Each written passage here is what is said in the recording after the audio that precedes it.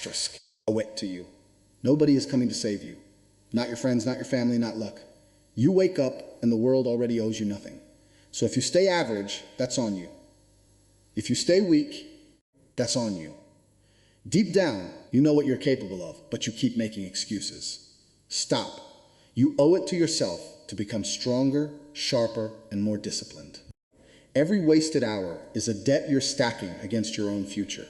Every time you quit early, you're telling yourself you're not worth the effort. Be the person you respect. No shortcuts. No whining. Work. You wake up every day in a life shaped by your own decisions, whether you admit it or not.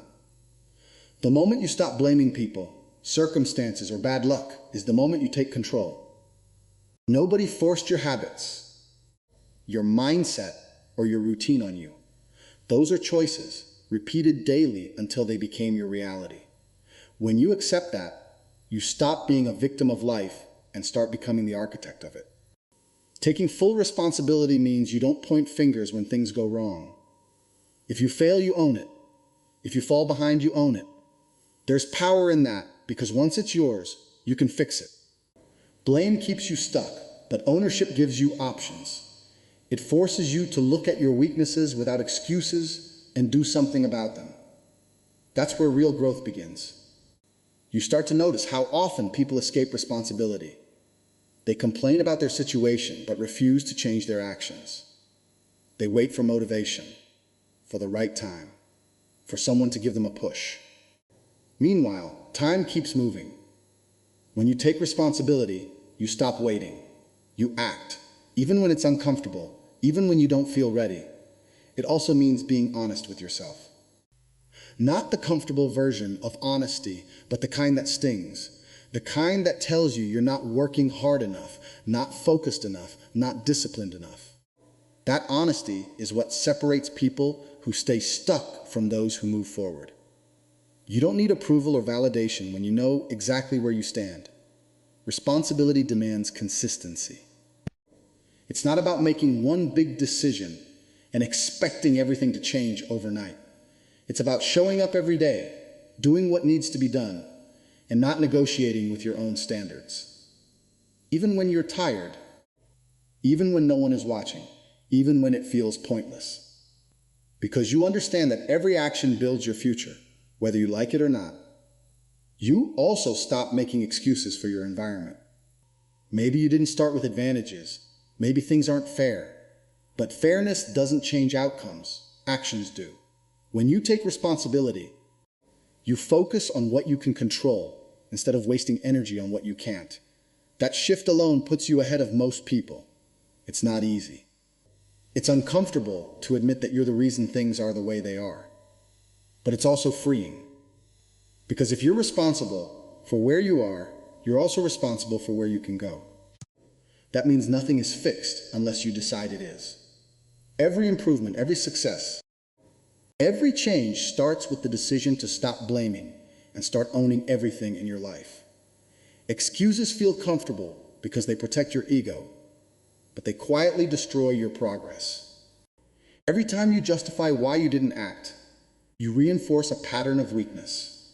You tell yourself a story where you're not in control, where something else decides your outcome. That story keeps you stuck. The truth is simple. Most excuses are choices dressed up to look acceptable. You say you're tired, but you still scroll for hours. You say you don't have time, but you waste it on things that don't move your life forward. You say you're not ready, but you've been waiting for the perfect moment that never comes. These aren't real barriers, they're decisions. When you strip away the excuses, what's left is accountability. Eliminating excuses means you stop negotiating with yourself. There's no "I'll start tomorrow" or "just this once." You either do what needs to be done, or you accept that you chose not to. That level of honesty is uncomfortable, but it forces clarity. You can't hide behind reasons anymore. You see your actions for what they are. Most people build entire identities around their excuses. They repeat them so often that they start believing them. It becomes their defense mechanism. But once you remove that shield, you expose the truth. You're capable of more. You're just avoiding the effort or the discomfort required to get there. You also learn to recognize how excuses shift depending on the situation. When something truly matters to you, you find a way. When it doesn't, you find a reason. That alone proves that excuses aren't about limitations. They're about priorities. Eliminating them forces you to confront what you actually value. Discipline replaces excuses. Instead of asking how you feel, you focus on what needs to be done. Feelings become irrelevant. Whether you're motivated or not doesn't matter. Whether conditions are perfect doesn't matter. You act anyway, because action is the only thing that produces results. It also changes how you see other people. You stop being influenced by those who constantly justify their inaction. You recognize the pattern and refuse to adopt it.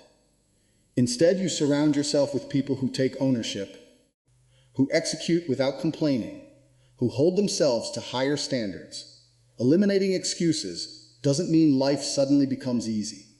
It means you stop pretending it's harder than it is.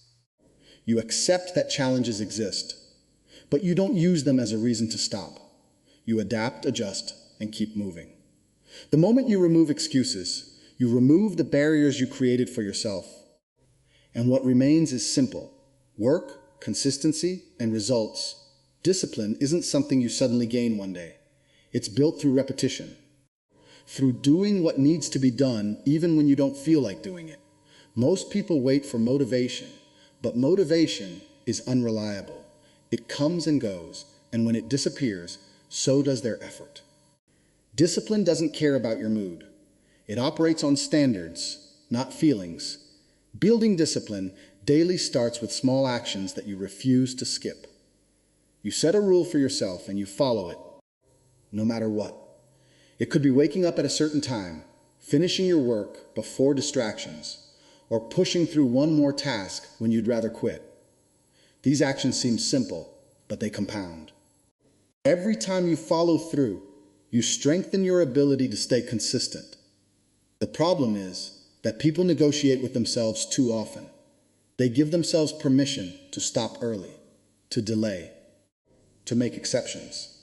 Those exceptions become habits, and those habits weaken discipline. When you remove that negotiation, you create a clear standard. You either meet it or you don't. There's no middle ground. Discipline also requires structure. If your day is chaotic, your actions will be too. You need routines that guide your behavior, systems that reduce decision-making. When you already know what needs to be done, you eliminate hesitation. You move with purpose instead of wasting time deciding whether you should act. You also have to accept discomfort as part of the process. Discipline isn't supposed to feel easy. It's supposed to challenge you, to push you beyond what's comfortable. The moment you start avoiding that discomfort is the moment your discipline weakens. You have to lean into it, understand that it's a sign you're doing something that matters. Consistency is what turns discipline into a real advantage. Anyone can be focused for a day or two, but very few people can maintain that level of effort over weeks and months. That's where the difference is made. It's not about extreme bursts of effort. It's about showing up every day and doing the work, regardless of how you feel. You also learn to trust yourself. When you keep your promises to yourself, even the small ones, you build confidence. You know that when you say you'll do something, it gets done. That trust becomes a foundation for bigger challenges, bigger goals, and higher standards. Building discipline daily means you stop relying on external pressure. You don't need someone watching you, pushing you, or reminding you. You hold yourself accountable. You become your own standard. And once that mindset is in place, your progress stops depending on circumstances and starts depending on your actions alone. You already know you're capable of more, but ignoring that truth is easier than living up to it. Respecting your own potential means you stop treating your ability like it's optional. It's not something you tap into when you feel like it. It's something you owe yourself to develop consistently and seriously. When you don't respect your potential, you waste time on things that don't matter. You settle for less effort, lower standards, and average results. You let distractions control your focus and comfort dictate your actions. Deep down, you feel it. That quiet frustration, that sense that you're underperforming.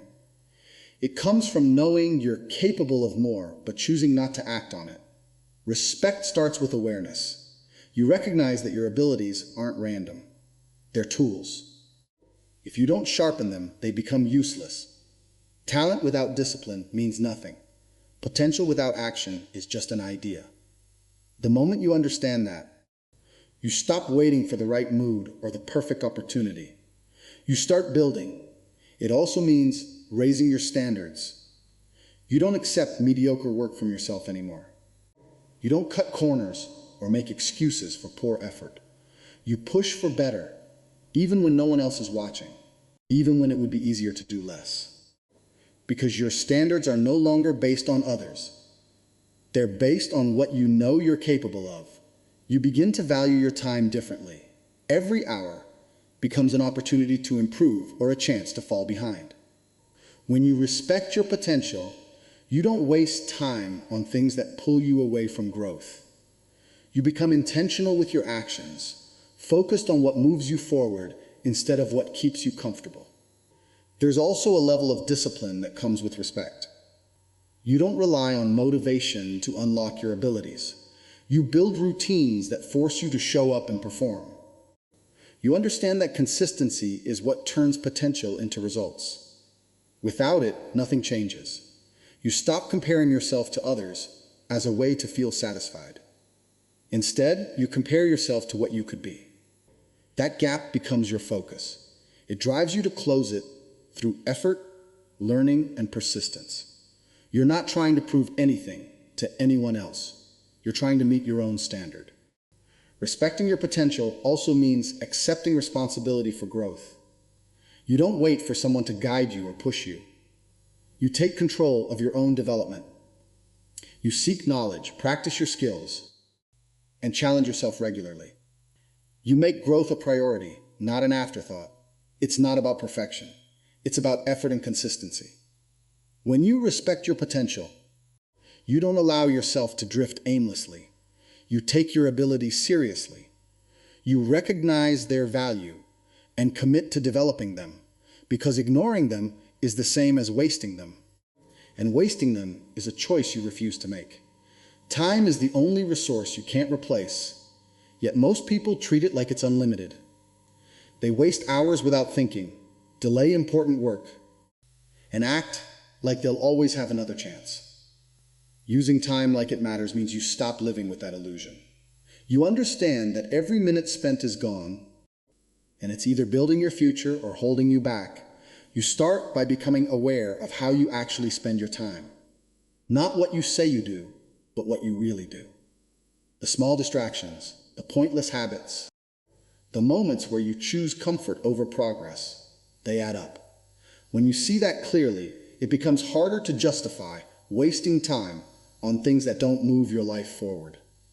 You also stop assuming you have endless opportunities. You don't wait for the right moment because you realize that moment is now. Every delay costs you something.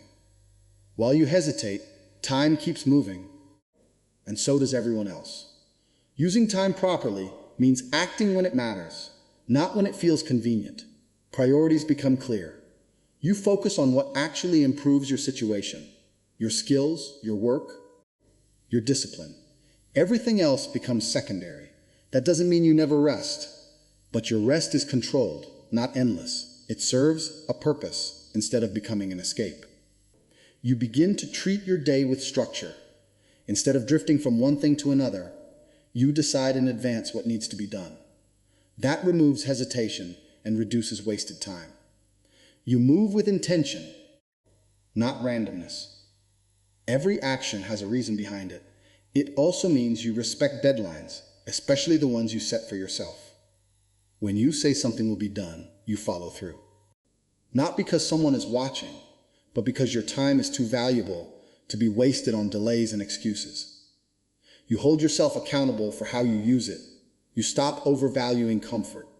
Sitting around, doing nothing productive, might feel good in the moment, but it costs you progress. When you understand the value of time, you become more selective about how you spend it. You choose actions that bring results, even if they require effort. Using time like it matters also changes your mindset. You stop thinking in terms of passing time and start thinking in terms of investing time. Every hour becomes an investment that should give you something in return. Knowledge, progress, improvement. If it doesn't, you question why you're doing it. You also become more disciplined with distractions. You don't let them control your focus. You recognize when something is pulling you away from what matters, and you cut it off. That control over your attention is what allows you to use your time effectively. There's no way to get time back once it's gone. That reality forces you to take it seriously. You don't waste it casually anymore. You use it with intention, knowing that every moment you spend is shaping the direction of your life. Whether you acknowledge it or not, comfort keeps you the same. Discomfort changes you. Most people spend their lives avoiding pressure, looking for the easiest path, the least resistance, the safest option. That mindset guarantees one thing: you stay exactly where you are.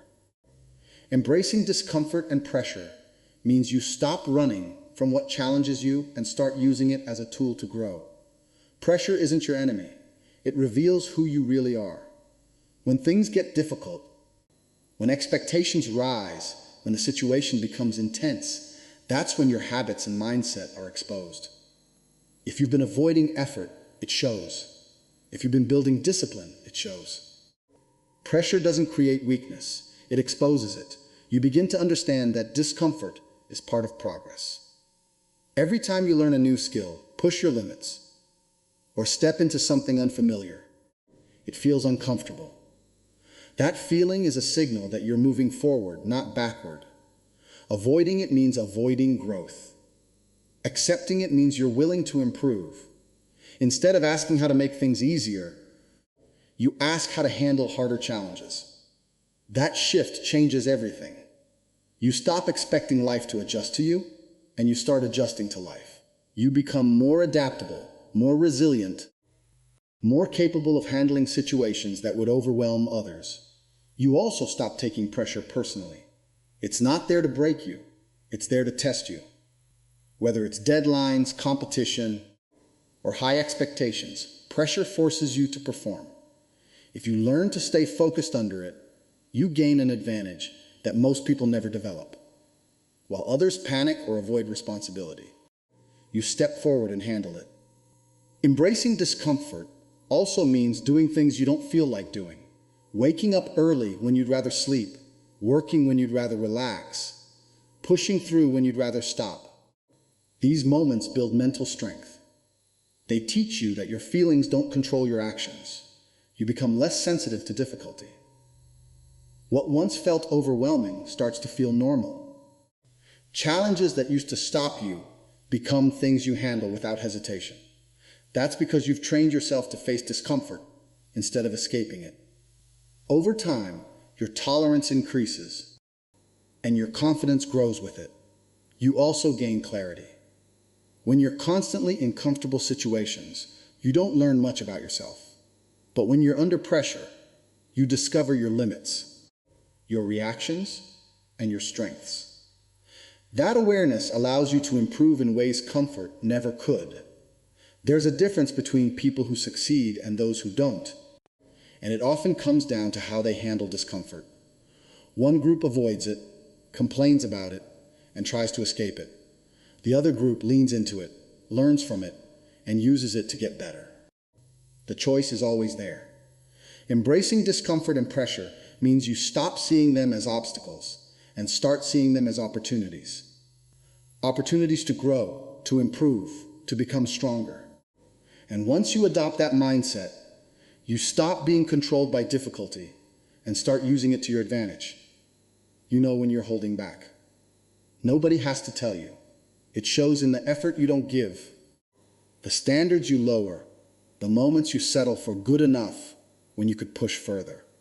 Demanding more from yourself means you stop accepting that version of you. You raise the bar and refuse to drop it just because it feels uncomfortable. Most people operate at a level that keeps them comfortable, not challenged. They do just enough to get by, just enough to avoid failure, but never enough to reach their real potential.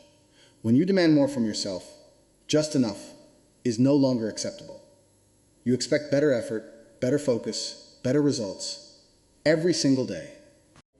It starts with your standards, not the ones people see, but the ones you hold privately. The way you work when no one is watching, the way you handle your responsibilities, the way you respond when things get difficult. Higher standards force higher performance. If you expect more, you naturally start doing more. You also stop rewarding yourself for minimal effort.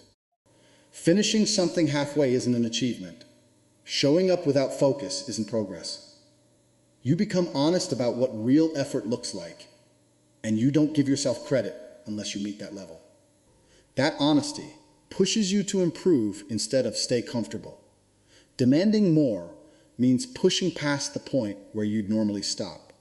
When your mind tells you that you've done enough, that's usually where real growth begins. Going a little further, trying a little harder, staying a little longer. Those extra moments separate average results from exceptional ones. It also requires discipline. You can't demand more if you're constantly negotiating with yourself. You set expectations and you meet them regardless of how you feel. That consistency builds a mindset where effort becomes automatic, not optional. You become less satisfied with excuses. When something doesn't go as planned, you don't look for reasons to justify it. You look for ways to improve it. You ask yourself what you could have done better, what you can do differently next time, and then you act on it. Demanding more from yourself also means stepping into challenges that stretch you. You don't avoid things that seem difficult or intimidating. You choose them because they force you to grow. You understand that staying in your comfort zone will never produce extraordinary results. Over time, this mindset changes how you see yourself. You stop identifying as someone who tries and start identifying as someone who delivers. You build confidence not from words, but from repeated proof that you can meet higher expectations. There's no external limit placed on you. The only limits that exist are the ones you accept. When you demand more from yourself, you break those limits consistently. You stop settling, stop lowering your standards, and stop accepting less than what you're capable of giving.